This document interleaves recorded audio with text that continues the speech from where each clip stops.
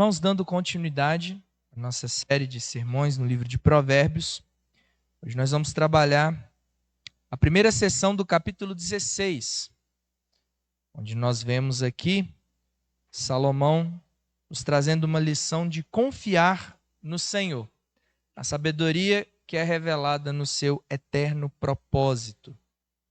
Provérbios, capítulo de número 16, versos de 1 a 9.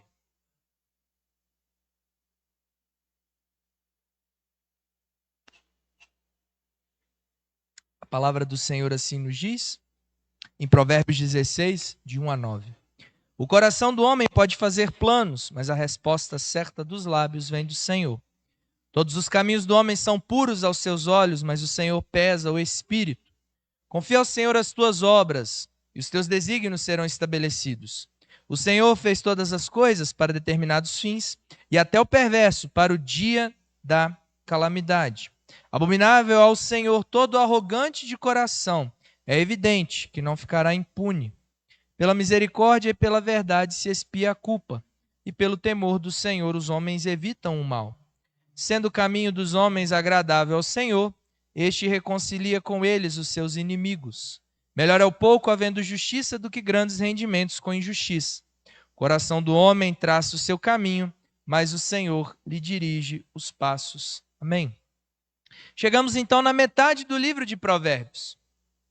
E é interessante que, exatamente no capítulo 16, a metade de esse arranjo, que como vimos no nosso primeiro estudo, não foi esse arranjo feito por Salomão, até porque nós temos mais no final desse livro Provérbios que não são da autoria de Salomão. Esse arranjo foi feito pelo rei Josias, dos últimos reis de Judá, que fazia o que era bom e reto ao Senhor, quando descobriu a lei do Senhor, e então ele nos apresentou esse arranjo, compondo então o livro de Provérbios, e não por acaso, exatamente na metade desse livro, nós temos aqui como que Salomão dando uma pausa naquele exercício que ele já estava fazendo desde o capítulo 10 de Provérbios, utilizando ilustrações para nos mostrar como viver a sabedoria do alto de forma prática,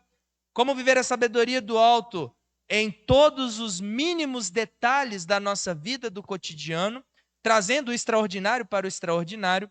Mas aqui é como se ele fizesse uma pausa, porque antes dele continuar trazendo isso, é necessário nós voltarmos para o Senhor em confiança. E confiança aqui, principalmente no que diz respeito ao seu eterno propósito. É isso que Salomão está nos despertando aqui, para a sabedoria de Deus revelada em seu eterno propósito. E dos versos de 1 a 9, nós iremos perceber 3 dimensões que não esgotam o propósito de Deus, mas 3 dimensões onde o propósito de Deus revela a sua sabedoria. Qual seja o coração do homem, o caminho do homem e o chamado do homem. E a maneira como nós vamos trabalhar essa sessão é a maneira como ele está apresentado aqui, segundo a sua estrutura literária. A maneira como está estruturado aqui os versos de 1 a 9, poderíamos usar uma palavra que é um jargão, e esse jargão é utilizado até mesmo entre teólogos estudiosos, chamado uma sessão sanduíche, onde nós temos os versos que estão no centro, qual seja os versos 3 a 6, a parte mais importante dessa perícope, desse recorte. Os versos 1 e o verso 9 seria a primeira camada de pão desse sanduíche, por isso que no verso 1 Salomão fala do coração do homem, e no verso 9 o coração do homem. No verso 2 e no verso 7 e 8 nós temos a segunda camada, o caminho do homem. É por isso que no verso 2 ele fala do caminho do homem, e é por isso que no verso 7 ele fala do caminho do homem. Então nós vamos trabalhar em três tópicos essa noite, 3 dimensões, seguindo essa estrutura. Nós vamos ver então o coração do homem, nos versos 1 e 9, essa primeira camada, os caminhos do homem, o verso 2 e 7 e 8, e em terceiro, deixando o recheio, deixando a parte central, a parte mais importante, os versos 3 a 6. Pois bem, Nos versos 1 e 9, nós temos aqui Salomão dizendo: o coração do homem pode fazer planos, mas a resposta certa dos lábios vem do Senhor.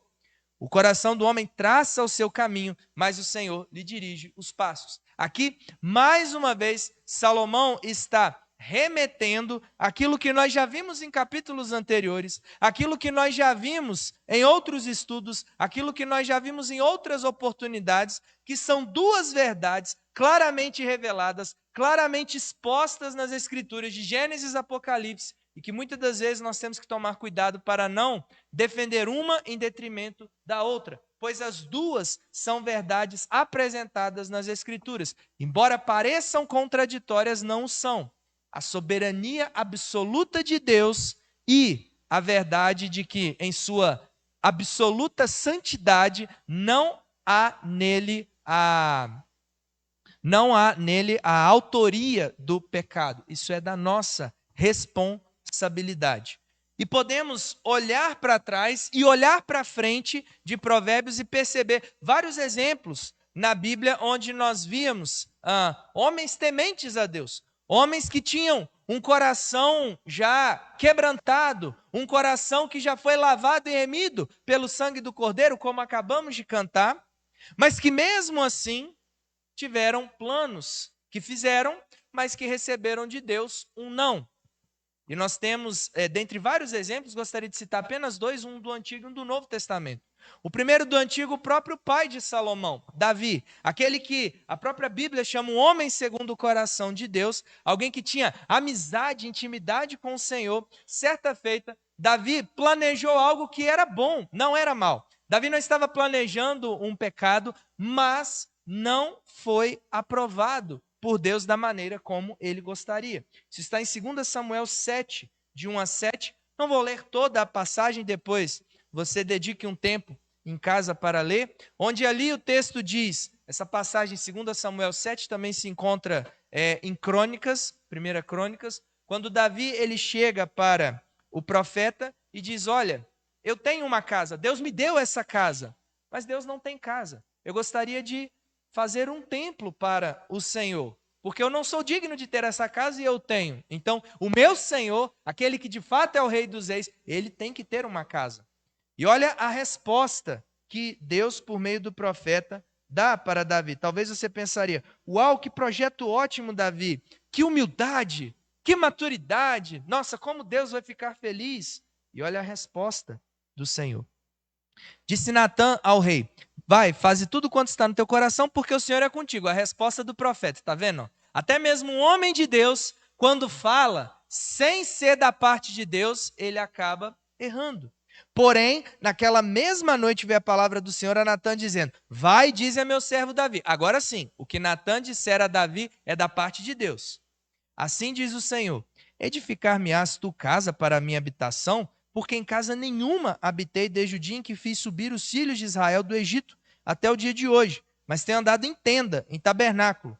Em todo lugar em que andei com todos os filhos de Israel, falei acaso alguma palavra com qualquer das suas tribos, a quem mandei apacentar o meu povo de Israel, dizendo: por que não me edificais uma casa de cedro?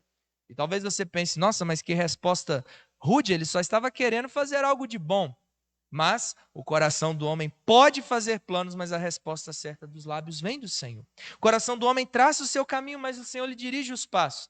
Não é errado nós planejarmos. Deus nos criou a sua imagem e semelhança, e uma das características que ele tem e que nos deu foi a capacidade de pensar, raciocinar. Mas nós ainda somos criaturas. Nós não somos deuses. Nós não somos seres perfeitos no sentido de que tudo que nós planejarmos será bom. Deus conhece todas as coisas. Ele é onisciente.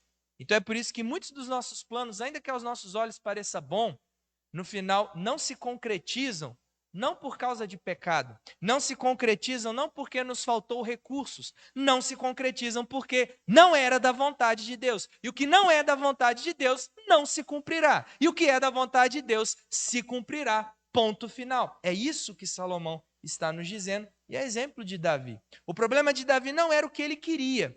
O problema de Davi era a motivação. A motivação foi se destacar. Ninguém antes de Davi havia construído uma casa para o Senhor. Se assim ele fizesse, o nome dele, que já era notável, seria tão grande que talvez muitos até o teriam como ídolo.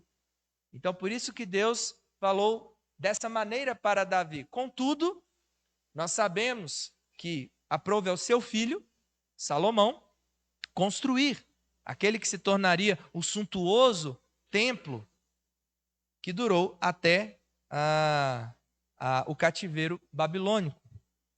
Porque, como a própria palavra do Senhor diz em 1 Reis, quando então Deus se volta para Davi falando que o templo seria construído, Davi poderia até criar a planta. Olha só, Davi também era até um engenheiro.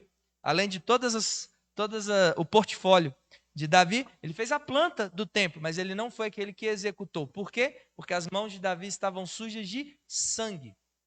E Salomão significa Deus é a minha paz. O seu reinado foi um reinado próspero, um reinado de paz, e é nesse reinado de paz que então a casa do Senhor é erigida.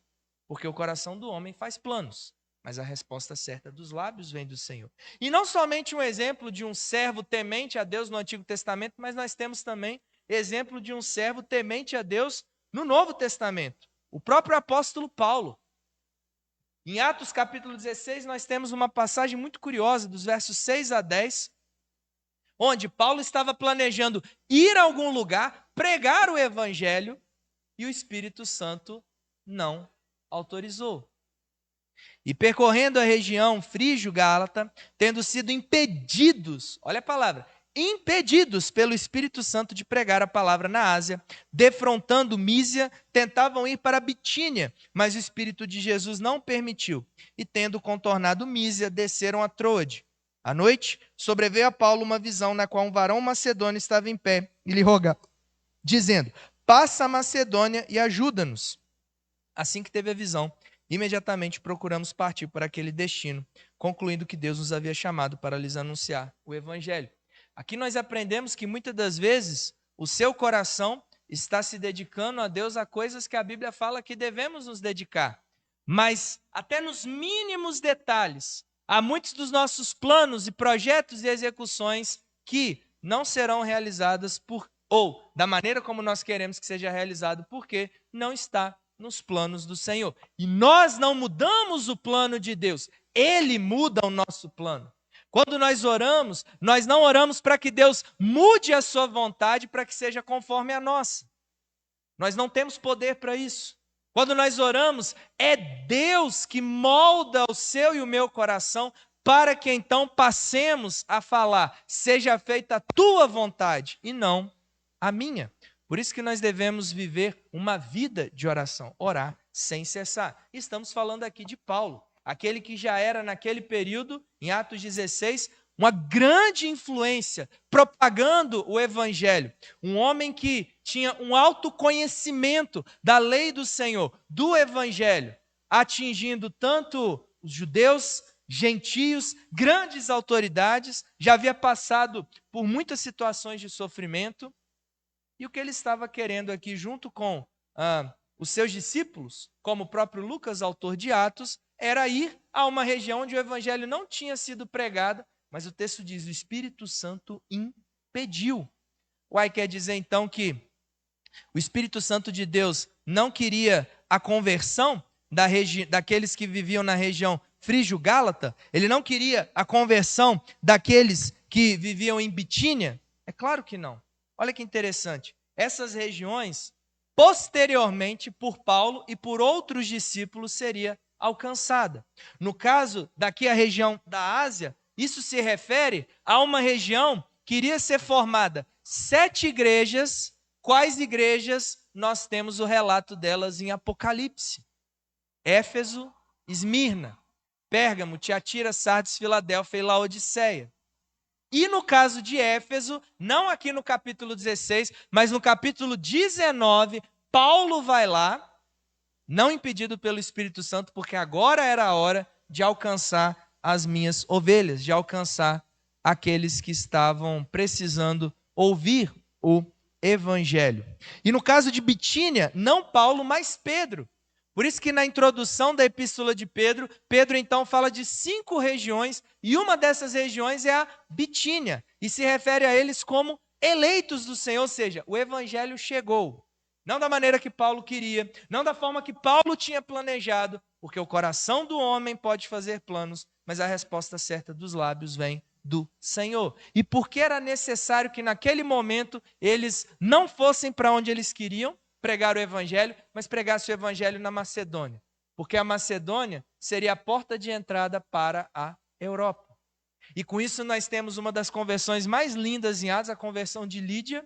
Nós temos ali também o povo de Bereia, que é elogiado, porque enquanto Paulo falava da lei do Senhor, eles estavam acompanhando a lei para ver se tudo aquilo que Paulo estava dizendo era condizente com a palavra de Deus, em vez de pensar, uau, Paulo está aqui, então tudo que ele falar eu assino embaixo.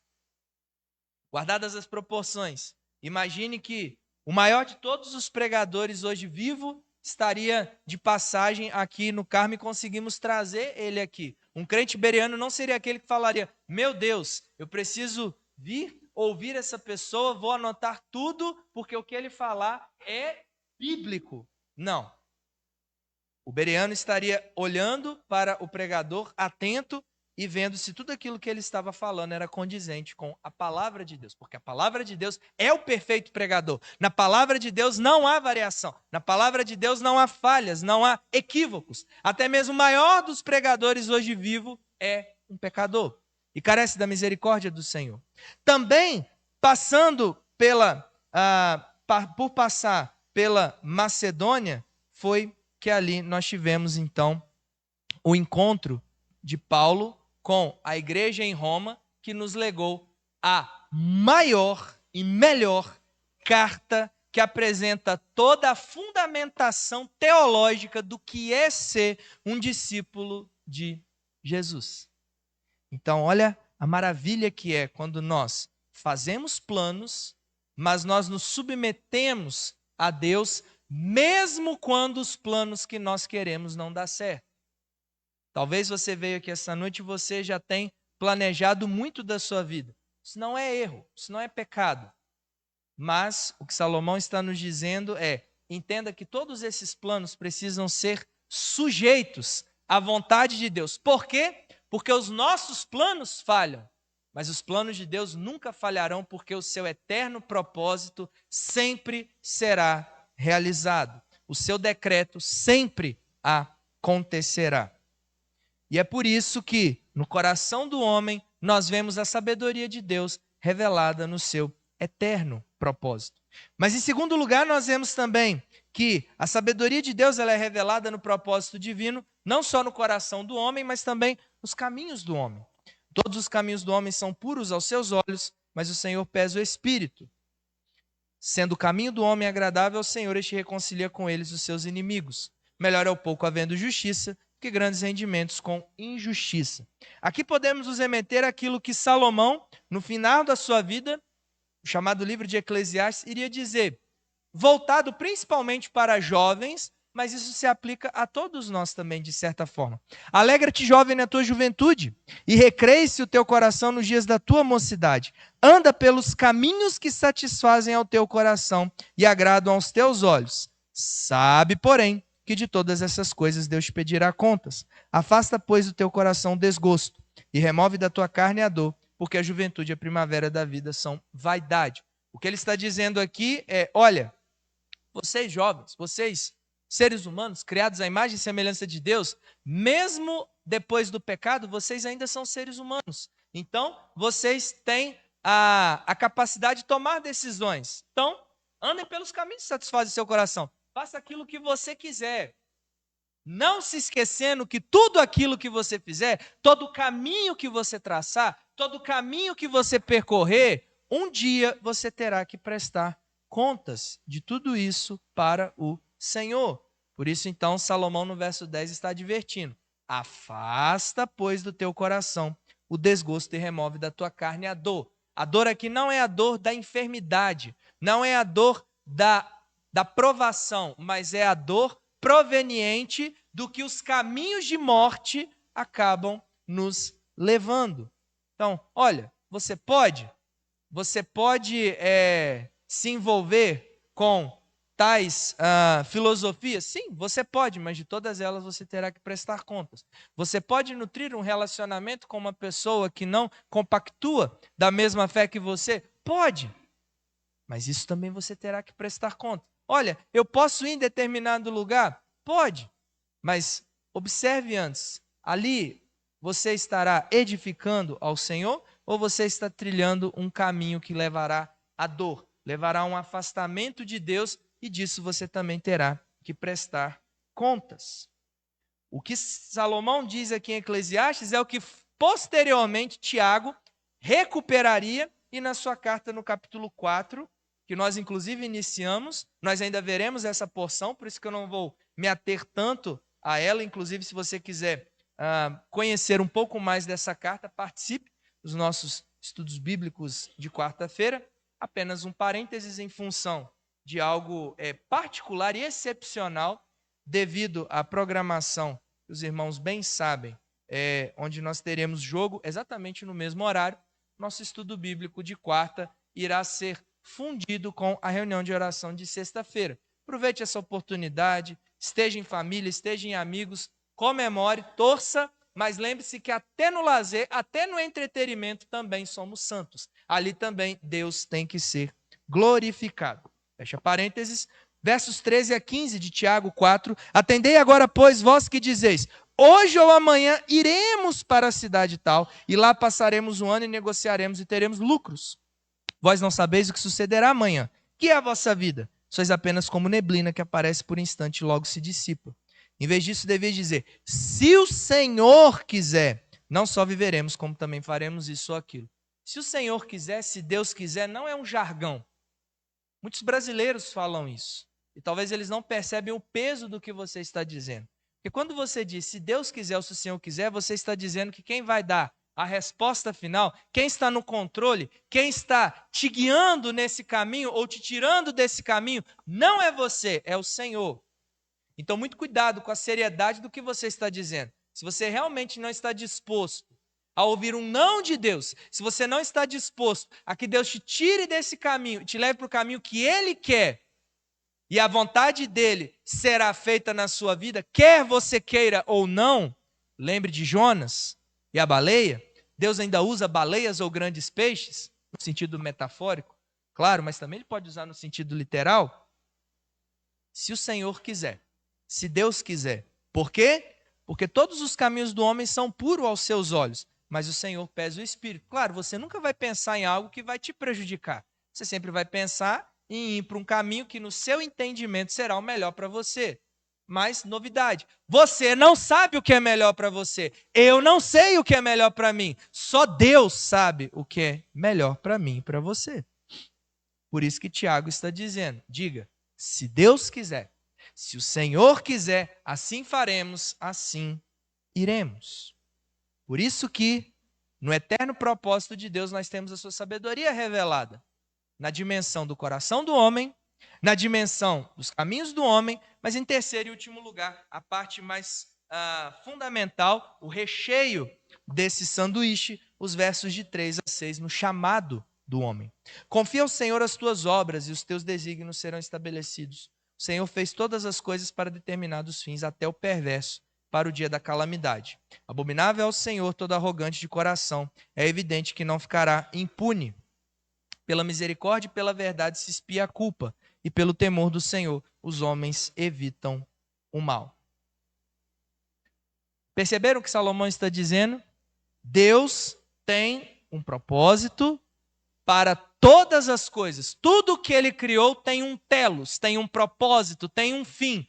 Tem um fim maior, a glória dEle, mas também cada coisa, cada elemento da criação tem o seu telos particular. Quando nós olhamos para a criação natural, não se tratando de seres vivos, qual é o telos principal? É o mesmo nosso, glorificar a Deus. E qual é o telos particular? Por exemplo, de uma árvore. O telos de uma árvore é dar frutos. Toda vez que uma árvore ela dá frutos, é como se ela estivesse cumprindo aquilo para o qual Deus designou ela para fazer. Todas as vezes que você olha para o céu e o céu continua lá em cima e não cai, que é isso, pastor? Que viagem. Ali você tem o céu se submetendo àquele que o criou.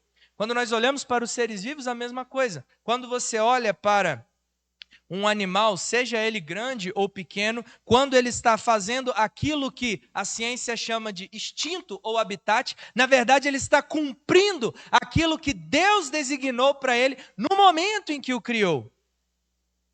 O problema é que exatamente aquele que foi criado à imagem e semelhança de Deus, aquele que deveria ser modelo para toda a criação, por isso que ele é corregente da criação, por isso que ele é o mordomo da criação, enquanto toda a criação estava se sujeitando à vontade de Deus, cumprindo o seu telo, justo nós viramos as costas e ao invés de falarmos seja feita a tua vontade, nós com os nossos pecados seja feita a minha vontade.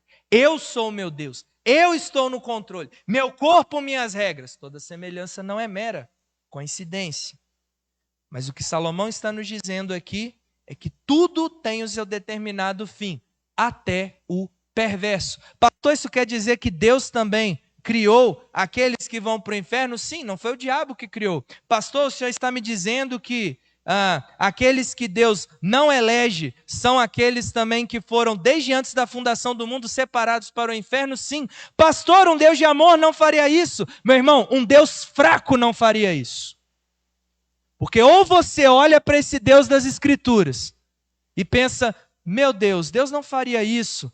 Coitadinho, Deus ele é tão bom. E assim você está adorando um falso Deus, um Deus fraco, cujos nossos pecados são infinitamente maiores do que ele, cuja uma pandemia é infinitamente maior do que ele, cuja uma tempestade, uma catástrofe natural é infinitamente mais poderosa do que ele, uma guerra é infinitamente mais poderosa do que ele, uma morte é infinitamente mais poderosa do que ele.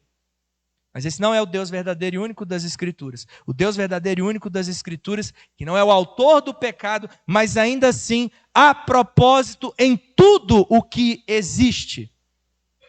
E certa vez o pastor John Piper, um pastor conhecido, tanto em pregações quanto em livros, ele dizendo que até mesmo a queda não pegou Deus de surpresa, não foi um plano B. Que, ai meu Deus, agora o homem pecou, agora eu preciso pensar em alguma coisa para as coisas serem do jeito que eu queria. Isso é um Deus fraco. Não adore um Deus fraco. Mas vale você chegar em um culto fúnebre, chegar para a pessoa e falar, olha, eu não sei por que Deus quis tomar essa vida. Eu não sei por que tal pessoa assassinou o seu filho. Eu não sei por que tal pessoa foi executada covardemente. Mas eu sei de um Deus que ainda está no controle e eu sei que se você crer nele hoje, agora a morte não tem a última palavra. Agora, se você crer num Deus fraco, você vai chorar com essa pessoa, você vai abraçar essa pessoa, mas você não vai ter nada a oferecer a essa pessoa, porque um Deus fraco não oferece verdadeiro consolo e conforto. O Deus verdadeiro está no controle de tudo. É por isso que José, falando para os seus irmãos que tentaram matá-lo e depois viram que seria muito cruel, então resolveram mandá-lo como escravo. Ele disse, olha, vocês intentaram mal contra mim. Isso está em Gênesis 50, 20. Mas, porém, contudo, todavia, Deus intentou este mal e transformou em bem.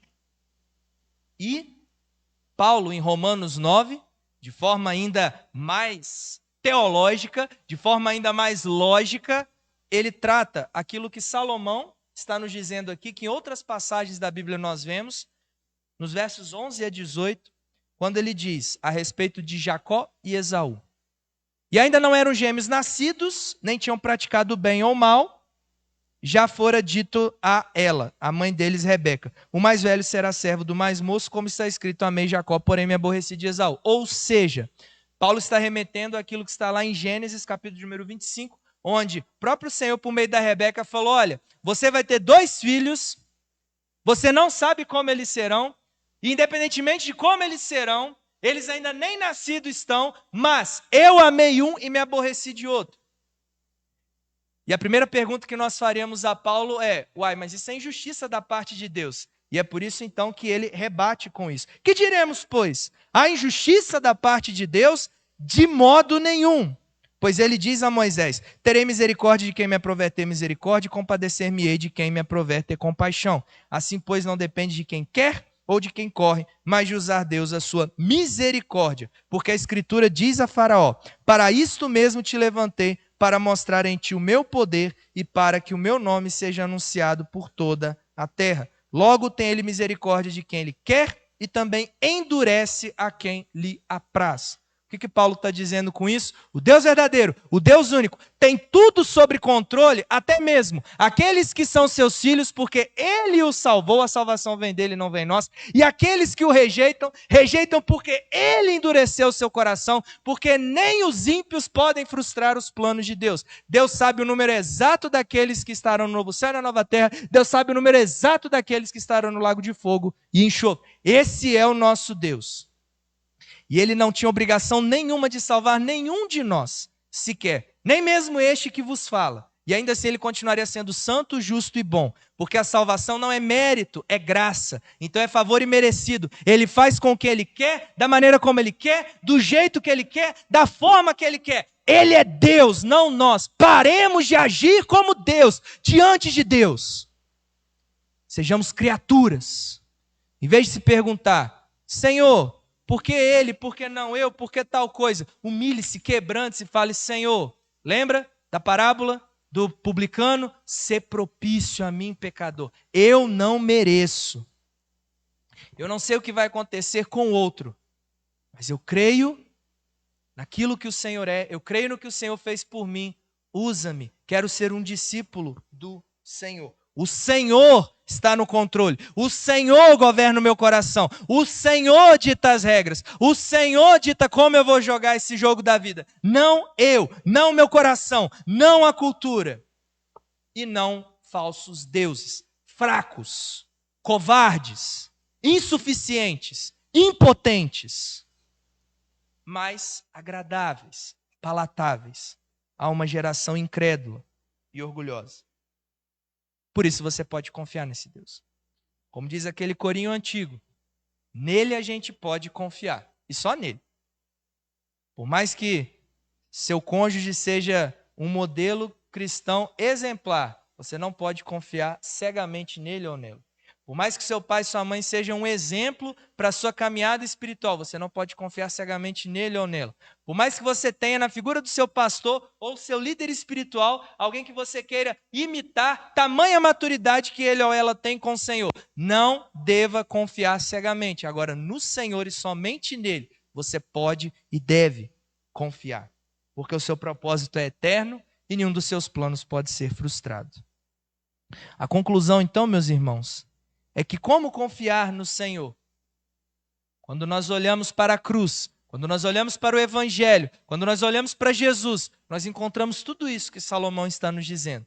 Porque é através da mensagem da cruz que nós temos ali pregado a absoluta soberania de Deus e ao mesmo tempo mostrando e expondo a pecaminosidade minha e sua e a sua perfeita santidade. É na cruz que nós temos a mensagem que nos dá um novo coração, que nos habilita cada dia mais e mais a ser moldados e amoldados segundo a vontade dele. É em Cristo Jesus que nós temos a reconciliação pelo novo e vivo caminho. Não há outro caminho. Não caia nessa mentira diabólica.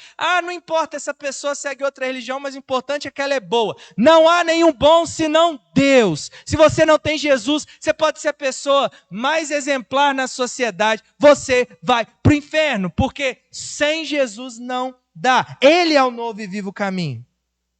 E por fim, é em Cristo Jesus, é na mensagem da cruz, é somente no Evangelho que nós temos a resolução dessa já e ainda não luta.